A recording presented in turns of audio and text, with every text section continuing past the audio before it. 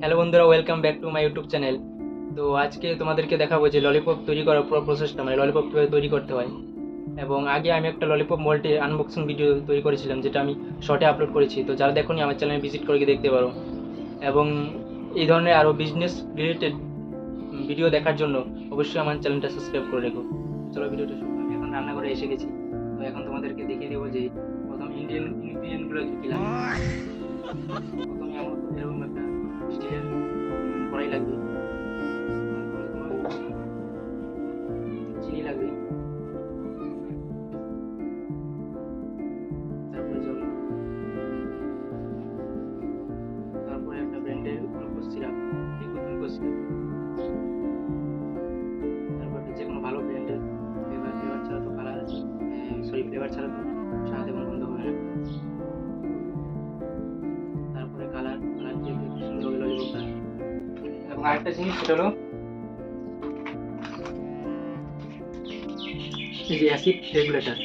এটা অবশ্যই দরকার। এটা দিলে কি হয়, ললিপপটা টক টক আসে, ভাব আসে, এবং একটা ন্যাচারাল ভাব আসে আর কি ললিপপের মধ্যে।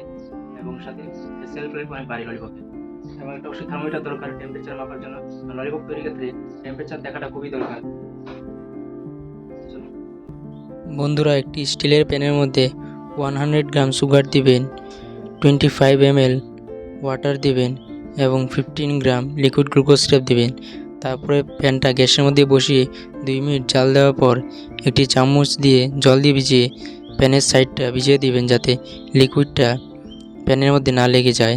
তারপর থার্মোমিটার দিয়ে টেম্পারেচার দেখবেন 145 থেকে 50 ডিগ্রি সেলসিয়াস যদি হয়ে যায়, তারপরে তাড়াতাড়ি নামিয়ে এর মধ্যে ফুড কালার, ফুড ফ্লেভার মিশিয়ে সঙ্গে অবশ্যই অ্যাসিড রেগুলেটর দিবেন, তাহলে এটার ন্যাচারাল ফ্লেভার আসবে।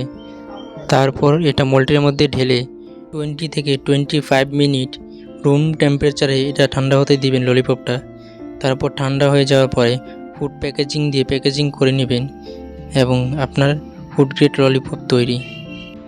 তো বন্ধুরা, ভিডিওটা কেমন লেগেছে অবশ্যই আমাকে কমেন্টে জানিও, এই ললিপপ তৈরি করার পদ্ধতিটা।